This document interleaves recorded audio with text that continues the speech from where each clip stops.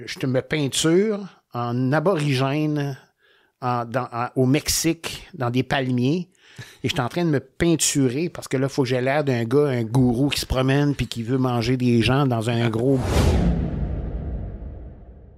Ce qui est le fun, c'est que j'ai été béni du cul, pour vrai. J'ai vraiment été là, choyé par le métier. Ça a toujours tombé dans mon assiette, puis dans les belles assiettes, puis les affaires le fun que j'aimais. D'affaires d'acteurs. Ben oui, comme LOL, quand j'apprends à LOL, parce qu'on avait déjà fait sketch show. Fait que sketch show, ils m'ont dit « Hey, toi, t'es un bon bonhomme, fait qu'on va te ramener dans LOL. » Fait que pendant j'ai fait 4 ans de sketch show, après ça, 11 ans de LOL, à me promener partout dans le monde. Là, tu fais, voyons, pourquoi pas faire autre chose? C'est ça, tu as parlé de LOL qui t'a amené. Est-ce que vous tourniez tout partout dans le monde ou c'était pas mal juste au Québec? Non, on était en Utah. On avait 3 shows. Je pense que c'était 2 shows extérieurs. Deux blocs extérieurs. Un dans le temps d'avril, puis l'autre dans le temps de l'automne. Puis après ça, des fois, il y avait du français, du québécois là-dedans. Mais LOL, on s'est toujours beaucoup promené. Ah ouais. On est allé en Grèce, on est allé... Écoute... Y avait-tu une raison pourquoi que... Parce qu'on parlait pas. On faisait juste... C'était des farces qu'on faisait. Fait que vous pouvez profiter du décor, genre? On fait... Écoute, c'est parce que quand tu dis on va aller faire un show pour que tout le monde voit ça, le monde entier devrait accéder à LOL. Ben là, il faut aller. On peut pas... OK, fait que c'était voulu, là. Oui, fait que là, tu sais, on avait fait sketch show. Il y a eu du sketch show qu'on avait fait. C'était comme une partie de cette affaire-là. Puis on a déménagé ça. Tout de suite après, on s'est dit, ben, de sketch show, on va s'en aller à LOL. Puis ça s'est jointé en même temps, quasiment. Là. Parce que sketch show, ça, c'était avec du dialogue. C'était avec du dialogue. Puis c'était aussi avec des gens qui avaient un 80% de ce qu'on avait. Puis il y avait un 20% de stock québécois. Des humoristes, tu sais, il y avait toutes sortes là, qui écrivaient des sketchs. Ouais, des auteurs. Oui. Fait que ça a été le fun, ça a été trippant parce que ça nous permettait de non seulement de vivre, mais d'avoir un plaisir fou, puis de reconduire dans un autre show vaguement ce qu'on voulait. Fait que là, c'était la gang de... Parce que c'était... on avait l'opportunité de dire, ben on va faire le tour du monde, mais on va surtout former nos gueules. Fait qu'on va se taire, puis on va jouer de nos faces plutôt que de jouer du mot. Fait qu'il y avait des yes, des no, il y avait tout ça, mais ce qu'on voulait, c'est atteindre le monde entier. Ça veut dire qu'il faut que tout le monde comprenne. C'était l'objectif. Tout le monde doit comprendre. Ben ouais, vous avez joué dans 130 pays. C'est beaucoup de pays, là. Ben ouais. C'est beaucoup, beaucoup de pays.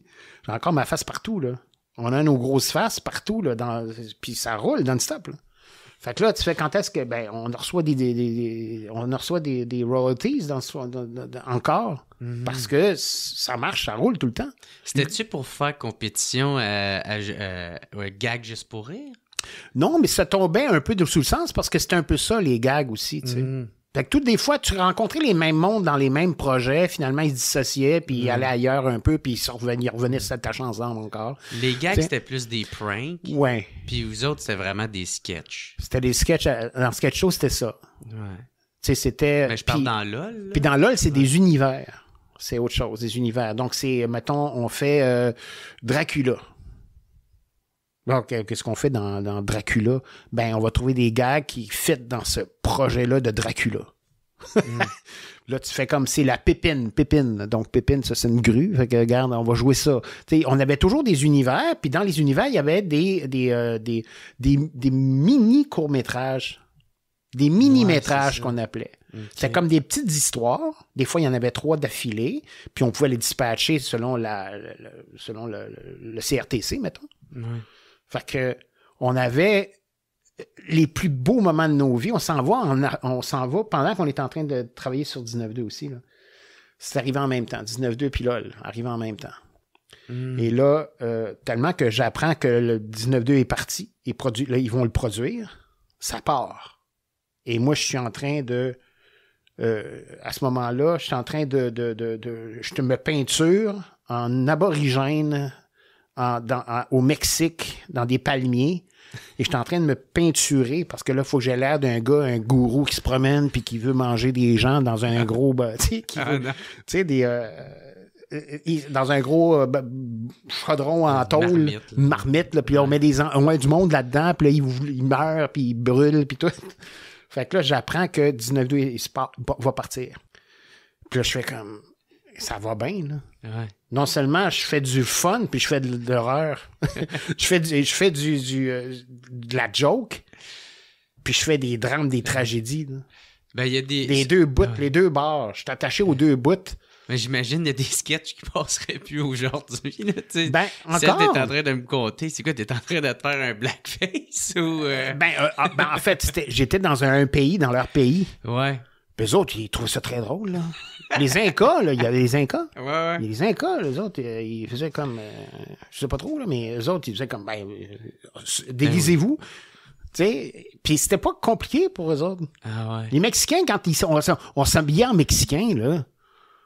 Eux autres, ils faisaient comme fuck off, j'aime ça. Ben ouais, vous êtes donc bien fin, vous prenez nos sautes. Puis ici, en Occident, on est comme genre... c'est ça. L'appropriation culturelle! Ben, vous allez faire de la peine aux Mexicains! Puis les autres, c'est comme, non. Ben, les autres, tu regarderas. Non, c'est drôle. Tu regardes ça, là, tu fais comme... Moi, je pense que tu t'envoies avec un micro, là, tu t'en vas au Mexique, là, puis tu te déguises en Mexicain en plastique, là. Tu sais, avec des affaires plates, pas le fun, là, tu sais, des déguisements poches. Ouais. Ben, tu te mets ça sur la tête, puis les autres, ils font comme, hey, cool, c'est le fun, t'es donc bien trippant de nous donner l'opportunité de te voir toi en train de. Nous, on rit de toi, là, puis tu trouves ça drôle. Ben, c'est clair, tu fais comme moi, ta moustache, mais pas tout à fait à la bonne place. J'avais vu un vidéo TikTok, justement, que ça parlait de ça. C'était un gars qui portait, justement, des déguisements. Genre, un, c'était genre le classique chinois, là, tu sais, avec le Miyagi style, tu sais. Puis là, il se promenait dans des campus universitaires, puis là, tout le monde faisait « Non, hey, c'est vraiment offensant que tu fais ça, là, tu sais, tu devrais pas faire ça.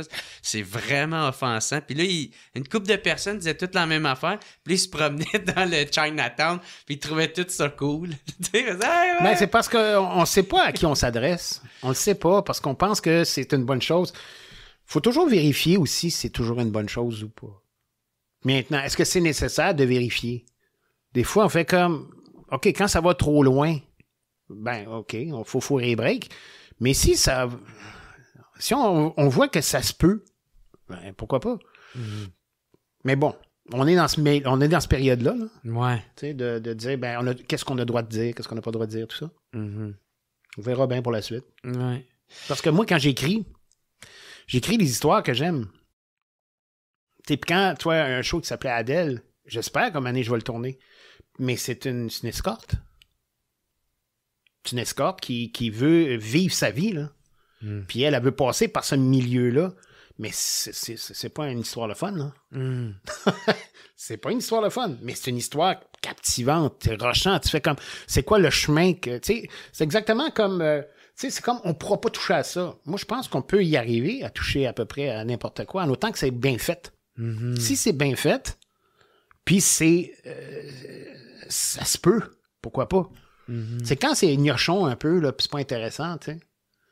Puis je sais pas. Pour la suite, on verra bien. Parce que... Cet extrait-là est une présentation de mon nouveau spectacle Jer Alain Maturisé. Si c'est pas déjà fait, il te reste déjà que 2 dates pour pouvoir venir le voir, soit le 8 mars à Drummondville ou le 15 mars pour ma fête au Club Soda à Montréal. S'il y a un show que tu veux pas manquer, c'est bien celle-là. Fait que pogne tes billets au jeralain.com. Let's go!